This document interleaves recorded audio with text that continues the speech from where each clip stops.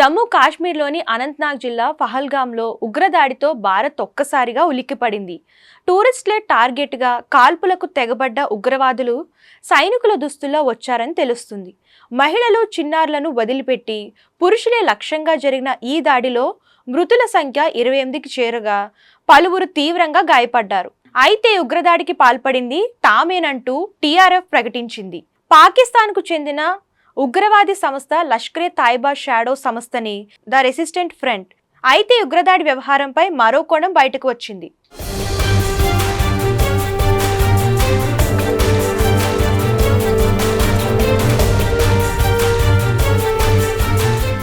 భారత రక్షణ శాఖతో పాటు పలు రంగాలకు చెందిన అధికారులను టార్గెట్గా చేసుకుని కాల్పులు జరిగాయని తెలుస్తుంది. కాగా పహల్గామ్లోని బైస్నర్ లోయలో ట్రెక్కింగ్కు వెళ్లిన వారిపై ఈ దాడి జరగగా సైనికుల వస్త్రాధరణలో వచ్చి ముష్కరులు ఐడి కార్డులు చెక్ చేసి పేర్లు అడిగి మరీ ఓ వర్గమే లక్ష్యంగా బుల్లెట్ల వర్షం కురిపించారు. దీంతో పర్యటనకు వచ్చిన కొందరు భారత అధికారులనే టార్గెట్ చేస్తూ ఉగ్రవాదులు ఈ దుశ్చర్యకు పాల్పడ్డారని తెలుస్తుంది. ఈ దాడిలో కొందరు అక్కడికక్కడికే మృత్యువాత పడగా మరికొందరు ఆసుపత్రిలో చికిత్స పొందుతూ మరణించారు.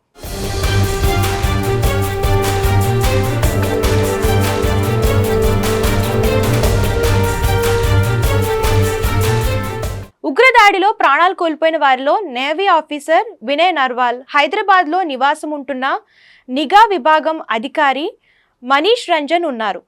2 ఏళ్ల క్రితం ఆర్మీలో జాయిన్ అయిన వినయ్ నర్వాల్ నేవీ లెఫ్టినెంట్గా విధులు నిర్వహిస్తుండగా మనీష్ రంజన్ ఇంటెలిజెన్స్ బ్యూరోలో సెక్షన్ ఆఫీసర్గా పనిచేస్తున్నారు.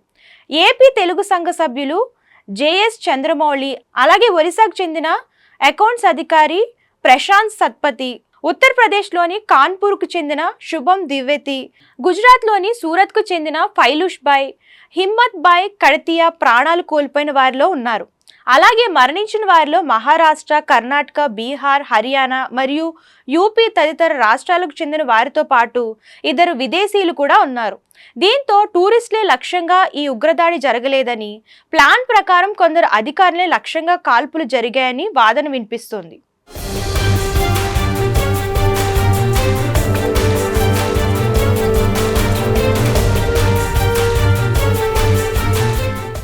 ఎప్పుడూ ప్రశాంతంగా ఉండే పహల్గామ్ ప్రాంతం రక్తసిక్తంగా మారింది. ఈ ఉగ్రదాడిని భారతే కాకుండా యావత్ ప్రపంచమంతా ఖండిస్తుంది. స్థానిక ప్రజలు సైతం ఈ దుశ్చర్యకు పాల్పడిన ఉగ్రవాదులపై కఠిన చర్యలు తీసుకోవాలని డిమాండ్ చేస్తున్నారు.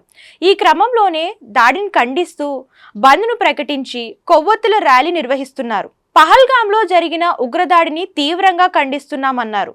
ముందుగా తాము భారతీయులమని, తరువాతే కాశ్మీరులమని స్థానికులు చెబుతున్నారు.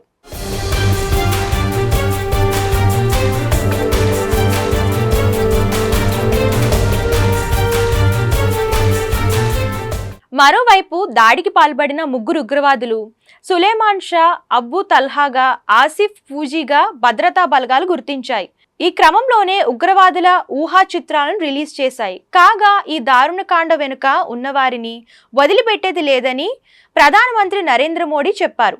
ఉగ్రవాదంపై పోరాడాలనే తమ సంకల్పం అచంచలమైనదన్న ఆయన అది మరింత బలపడుతుందని తెలిపారు.